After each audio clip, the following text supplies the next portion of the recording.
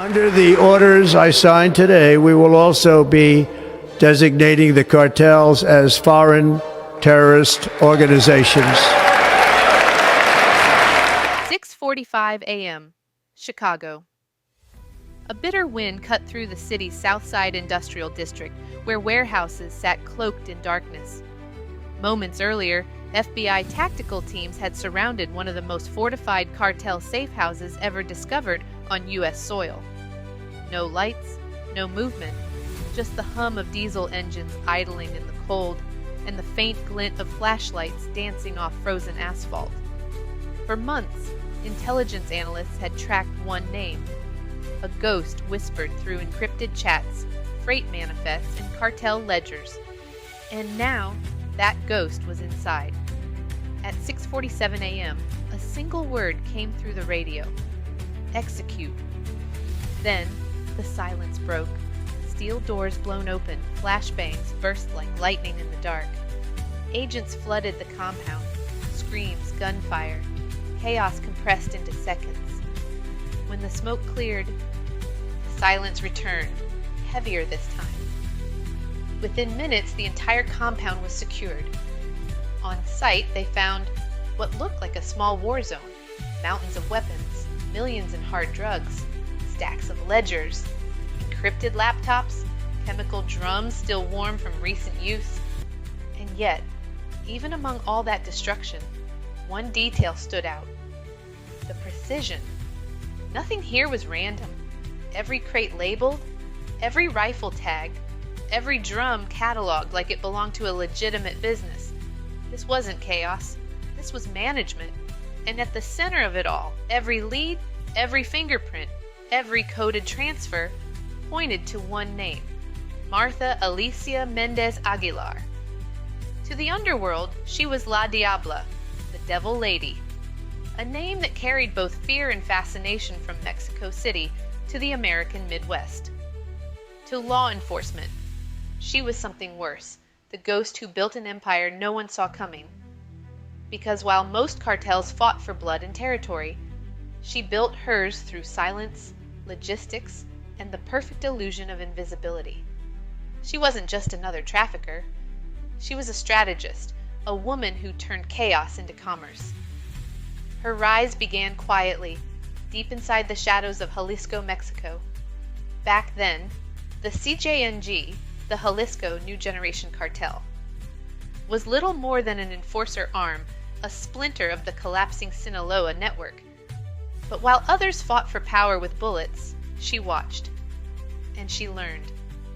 Martha Alicia Mendez Aguilar wasn't born into the cartel life. She studied logistics, distribution chains, import systems, and cross-border trade. And when the cartel needed someone who could move product as efficiently as multinational corporations moved coffee or steel, she stepped forward. At first, she handled the numbers, then the transport routes, then the people. Within 5 years, every shipment that crossed from Guadalajara to the U.S. border had passed through her network of shell companies and coded ledgers. What started as a regional smuggling chain soon evolved into one of the world's most ruthless narcotics empires. By 2023, CJNG's operations spanned more than 30 American states. It wasn't chaos anymore. It was a machine. Each city had its operator. Each operator answered to a handler. Each handler to her. Her system was decentralized, but disciplined. Every driver, every accountant, every enforcer knew their place, and none of them knew her location. To some, she was a myth, a name whispered in safe houses and interrogation rooms. To others, she was a ghost story told to keep couriers loyal. But to the men who signed her ledgers and laundered her millions, she was very real. They called her La Diabla, the Devil Lady, the woman who could move meth, cocaine, and human cargo in the same shipment and make it look like ordinary trade.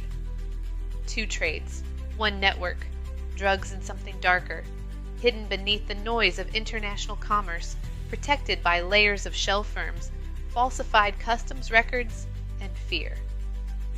And through it all, she remained invisible, running her empire not from violence, but from the precision of a woman who understood one truth better than anyone else.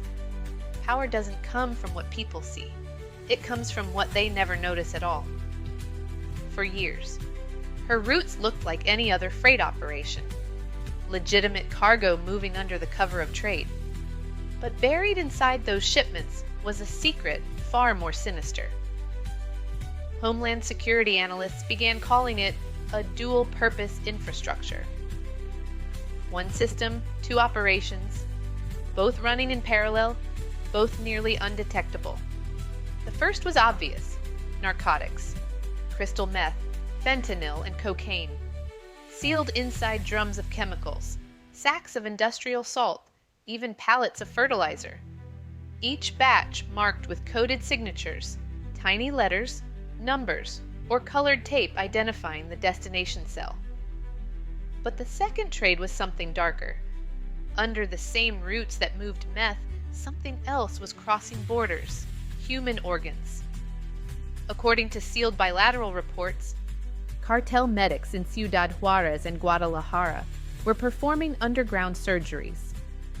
The organs, kidneys, livers, corneas, were smuggled north, hidden inside medical freight containers, and disguised as biological samples for research. It was almost perfect. The drugs funded the transport, the organs paid for the silence. Two trades, feeding each other, and no one outside the inner circle even knew they were connected. But her downfall began, as most do, with a small mistake. A shipment labeled sea salt, export grade. 20 pallets. Destination, Oregon. Border scanners detected something strange, anomalies in the density signatures. The salt weighed too much. The bags rang hollow when tapped. When officers opened the pallets, they found 400 kilograms of crystal meth compressed within industrial packaging. Street value, $122 million.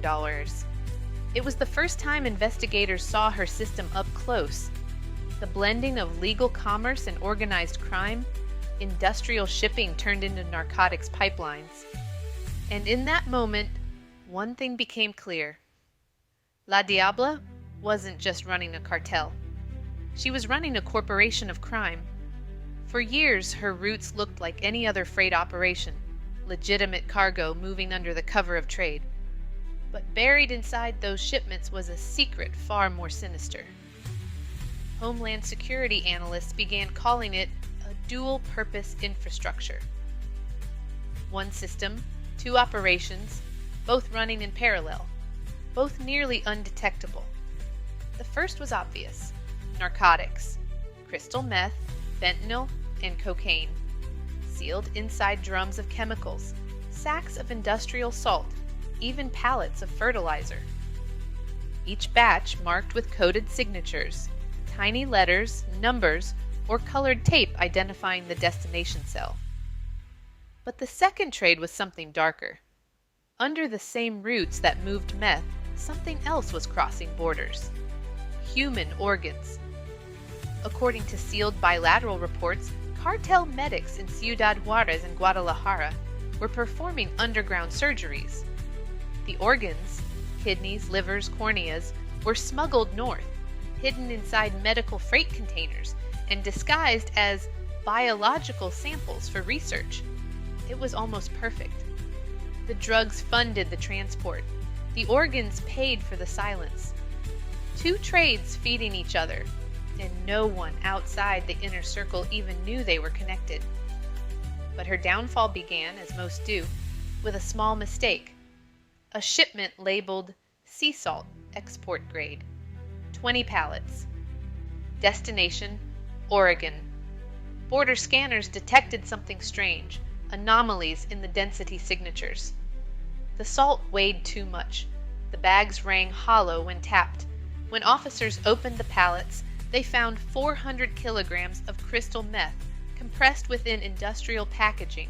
Street value, $122 million. It was the first time investigators saw her system up close. The blending of legal commerce and organized crime, industrial shipping turned into narcotics pipelines. And in that moment, one thing became clear. La Diabla wasn't just running a cartel. She was running a corporation of crime. The deeper agents dug, the clearer the pattern became. What moved north didn't just stop there. It came back south. Every truck, every freight container, every route. The system ran in both directions. A continuous loop of narcotics and weapons feeding each other. They called it the revolving corridor. Northbound, her empire sent crystal meth, fentanyl, and cocaine hidden in shipments of salt, fertilizer, and ethanol. Southbound, those same trucks carried guns and ammunition, concealed inside toy boxes, spare tires, even children's clothing. Between 2021 and 2024, customs agents at Texas border crossings made a series of quiet discoveries. Crates of rifles stripped and reassembled, thousands of rounds of ammunition, and payment trails leading to encrypted cryptocurrency wallets. Drivers confessed they never knew who they worked for. They were paid digitally, instant transfers routed through anonymous wallets, funded by companies that didn't technically exist. Each one traced back to a freight forwarding firm in Mexico City called Grupo Roa Fria, a ghost company with no office, no staff, no paper trail. When the FBI's cyber division finally cracked the wallets, they found mirrored ledgers. One for meth, one for rifles, perfectly balanced. The same trucks importing meth into Chicago were exporting assault rifles and ammunition back to Mexico. Each route completed the other, a criminal ecosystem disguised as commerce. To La Diabla, it wasn't trafficking, it was logistics. To her, every bullet fired south was an investment in the next shipment north. Agents began to understand what they were really up against. Not just a cartel, but a system built with corporate precision, a machine too structured to be random, too organized to be just crime. And somewhere in the shadows of that revolving corridor, she was watching, in silence. For nearly a year, surveillance teams mapped her network, the warehouses, the couriers, the digital shell companies. Every phone call was intercepted, every truck route logged, every encrypted message decoded. They called it Operation Sigma, a coordinated strike designed to dismantle La Diabla's empire in a single day. By June 2025, her empire had quietly infiltrated Chicago, Dallas, and Newark, turning shipping ports into silent conduits of power. But what she didn't know was that the walls were closing in. The FBI, DEA, and Homeland Security had assembled a joint task force, the kind reserved for terrorism and espionage, not drug lords. Her lieutenants were ghosts, using burner phones that lasted days, crossing borders with fake passports printed in Guatemala. But even ghosts leave footprints. One night, a small glitch exposed them. A misrouted payment from Grupo Roa Fria to a phantom account in Illinois. That single mistake lit up a network map that spanned 3 countries. At 4:10 a.m., Task Force Sigma went dark. No phones, no signals, no chatter. At 6:45 a.m., the raids began, simultaneous strikes in Chicago, Dallas, and Phoenix. Within 30 minutes, 12 targets were in custody. 2 dead. Millions seized. And somewhere, in a mansion outside Guadalajara, a woman watched it all unfold on a muted TV screen. They thought they had her, but La Diabla was already one step ahead. The empire didn't collapse that morning. It evolved.